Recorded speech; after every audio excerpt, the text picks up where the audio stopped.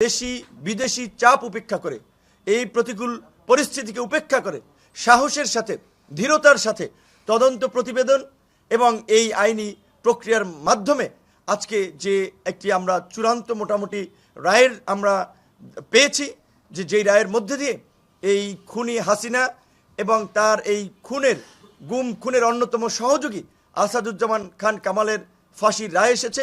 আমরা এটাকে স্বাগত জানাই। একই সাথে আমরা বলতে চাই যে আমরা শুধুমাত্র এই রায়ে আমরা সন্তুষ্ট নয়, এই রায়ের আমরা বাস্তবায়ন না হওয়া পর্যন্ত, চূড়ান্ত কার্যকর না হওয়া পর্যন্ত আমাদের মনে স্বস্তি তৈরি হবে না। এবং বিশেষ করে যেই দলটি বাংলাদেশের 16 বছরে গুম খুন লুটপাট চালিয়ে এই দেশের জনগণকে একটা নরকের রাজ্যে এই দেশকে পরিণত করেছিল, তাদের রাজনীতি নিষিদ্ধ না হওয়া পর্যন্ত, দল হিসেবে আওয়ামী লীগের বিচার না হওয়া পর্যন্ত আমরা এই জুলাই গণ অভ্যুত্থানের নেতা কর্মী থেকে শুরু করে সমর্থকরা আমরা নিরাপদ বোধ করি না।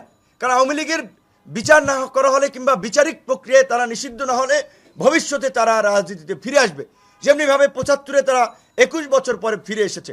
আমরা চাই এইবার যেন আওয়ামী লীগ 41 বছরেও ফিরতে না পারে।